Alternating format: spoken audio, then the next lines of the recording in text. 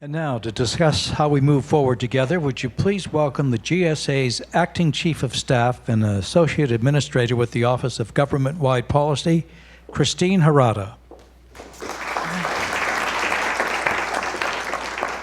Well, hello, everybody. It's great to be here today. I understand that I am the last thing standing between you and cocktails. So in my true aerospace engineering format, I will fly fast and low under the radar. I understand that you guys have had a number of really great conversations today. I've heard from a number of great luminaries, and I understand that you're swimming in information. And I'm hopeful that this will help spur some additional creativity and thought around having additional conversations with our peers, with government, with industry, et cetera. So I understand that Kate earlier this morning did a fantastic summary of the executive order that President Obama signed earlier this year regarding greenhouse gas reduction. This is an especially important priority for us in the federal government, and this is especially so for us here at GSA. What we do today is important in terms of our support that we provide to our agency customers and clients. But if we really want to make real good progress and significantly contribute to our communities, I think we really have to think about where we want to be in the years to come. And this awesome photo of a Mercedes from way back when in the day is part of our Mercedes test program for a battery swapping electric car from the early 70s. Needless to say, the technology made it a little bit impractical, and I think today, you don't necessarily need a gigantic battery sitting under your car, at least installed in this kind of a fashion by yours truly. We've got a number of safe, sustainable vehicles that are part of our everyday lives. There are more than 85 million alternative fuel or advanced technology vehicles on the road today. Now, the hybrids and electric cars of today may not bear much resemblance to that awesome van from the 70s, but every journey obviously starts from somewhere.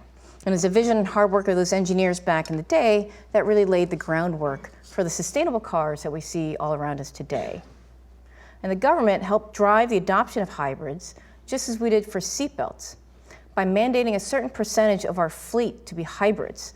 That itself has helped support this burgeoning and sustainable industry. One of the most important things we can do in the government is to serve as an economic catalyst for the communities in which we live and work, with the ability to use our portfolio and our influence to support these communities with the projects that we choose to support. Solar energy is but one area where we can help make our communities much more sustainable, while also supporting local businesses. And in fact, 70% of the jobs associated with solar energy are local jobs. Just yesterday, GSA issued an RFP to construct solar energy projects on a total of 18 buildings here in Washington, D.C. And when they're fully operational, the rooftop solar energy systems are expected to generate over 3.5 million kilowatt hours of electricity per year, reducing carbon dioxide emissions by more than 2,400 metric tons annually. And that's equivalent to the amount emitted by 500 cars or 200 homes. And the project will also provide the participating federal agencies that occupy the 18 sites with solar power at a rate that's much lower than that is charged on the regular power grid. So for us, it also means taxpayer dollar savings. When you're trying to be sustainable, you need to be accustomed to using cutting-edge technologies and candidly have the willingness and the flexibility and the adaptiveness within the organization to be willing to test this out. And otherwise, obviously, it doesn't end up being the most effective or the efficient. And this is where GSA also plays a large role, as does many other agencies within the federal government. And our impartiality and our portfolio give us an ability to accelerate adoption in a way that no one else has the opportunity to do. For example, the DoD's Environmental Security Technology Certification Program identifies and tests innovative new technologies that can be tested and employed in their facilities. And at GSA, we've got a Green Proving Ground program that leverages our real estate portfolio to evaluate innovative sustainable building technologies and provide recommendations on their deployment. And as of 2015, we've deployed 5 GPG technologies in 215 locations, resulting in an incredible annual energy savings of 170,000 million BTUs and life cycle energy cost avoidance of $33 million. We've got a couple of examples on the slide up here of the work that we're doing, notably advanced power strips, very cheap, effective, very easy to use and implement and deploy across the hundreds of thousands of buildings that we've got at GSA. Condensing boilers, which is largely an overlooked technology, but one that's incredibly effective. And lastly, wireless pneumatic thermostats, which is an inexpensive retrofit, and is something that's very critical for us as we're thinking about ways to ensuring and enhancing our sustainability portfolio in a cost-effective manner. This has been especially helpful for us with our historical properties, as that is a very large charter for us, as well as our newer buildings, like the Ronald Reagan facility. But GSA isn't all just about buildings. One of our main business lines is to provide acquisition services to federal agency customers. And one of the most important elements of running a sustainable government is measurement and the greenhouse gas metric. Managing these greenhouse gases, as you know, helps us all to manage our resources in the most responsible and efficient way possible. And we understand that our buildings have a real impact on the environment, but also it's important to recognize that our acquisitions and the supply chain that we provide to the federal government also has a dramatic impact on these communities as well. For example, companies like Walmart are changing the way they do business to ensure a more sustainable supply chain. Not just because it benefits the environment, but because it's actually more efficient and cost effective. And that's why we've got a good number of programs working with our suppliers to reduce the carbon footprint of our acquisitions.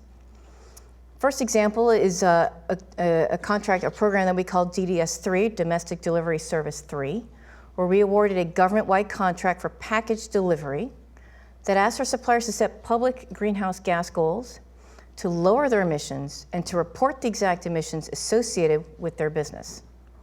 And this contract not only helps agencies reduce their emissions, but is also projected to save more than $50 million a year. We also have a new government-wide contract called OASIS for professional services that requires our suppliers to provide those greenhouse gas reports as part of doing business. And lastly, we just launched a pilot program that asks major contractors outside of these categories to report and disclose their corporate-wide greenhouse gas emissions. And we believe that the pilot will help our private sector partners develop sustainability plans as well as give information on how to best incorporate greenhouse gas emissions in contracting in the future and set reduction goals.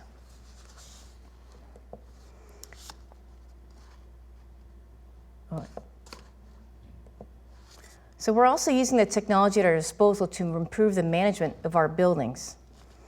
Throughout the country, we're making our buildings much more sustainable. In our headquarters at GSA in Washington, D.C., just a couple blocks down the road, we've got a number of capabilities like window shades that respond to exterior lighting, motion sensors that control our lights, and electronic tools like Book It that ensure that we're only using our rooms when we need them. But perhaps the most important tool that we're utilizing in our buildings is our data. It's our big data. And throughout the government, agencies are using this information to better utilize their facilities and resources. We at GSA have a cloud-based analytics platform that enables us to perform the analysis to help reduce the energy and operational costs with significantly less investment than with traditional energy reduction methods. And this kind of monitoring wasn't even feasible or even as a visible strategy 5 years ago.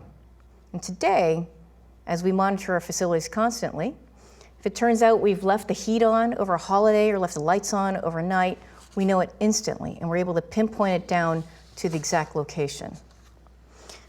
Imagine that for a portfolio of our size, over 350,000 buildings in the country, and that's just for GSA.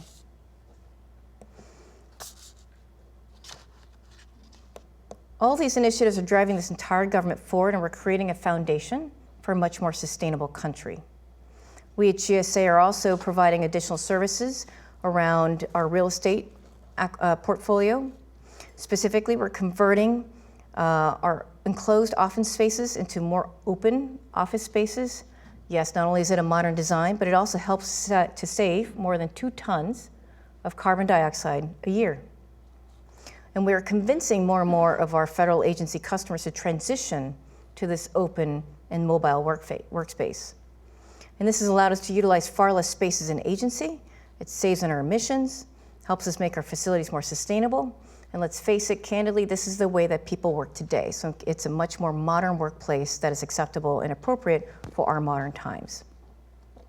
With our fleet, we manage and buy motor vehicles across the entire federal government. Our fleet is consisting of about 250,000 vehicles. And many agencies across the government are switching to sustainable, alternative energy vehicles. GSA certainly is piloting the program with an increased amount of hybrid vehicles from over the previous years. And we are also looking forward to working more on the executive order with respect to hybrid and alternative fuel vehicles. And lastly, agencies throughout the government are pursuing alternative sources of energy for their buildings. So for example, we recently broke ground on this project in 3 bases in Georgia. And by the time these projects are done, they will produce roughly 18% of the energy that the Army consumes in the state of Georgia. I think looking around town and probably also looking at federal buildings across the United States, you all likely very easily recognize that the government has a very tough challenge in that our building infrastructure needs more upgrades, maintenance, and improvements than we have the money for. But there's a lot of help that's being provided to us, specifically with the President's challenge to use energy savings performance contracts and its cousin, the utility energy savings contracts. And we have shown that we can achieve deep energy retrofits and extend the life of these assets using these performance contracts. In one case, we've achieved 62% in a 1995 building and net zero in another. And we're happy to share our experiences with you. Obviously, we have a lot of different buildings and a lot of different situations, and we'd be happy to have discussions with you about how to partner together to achieve our mutual goals.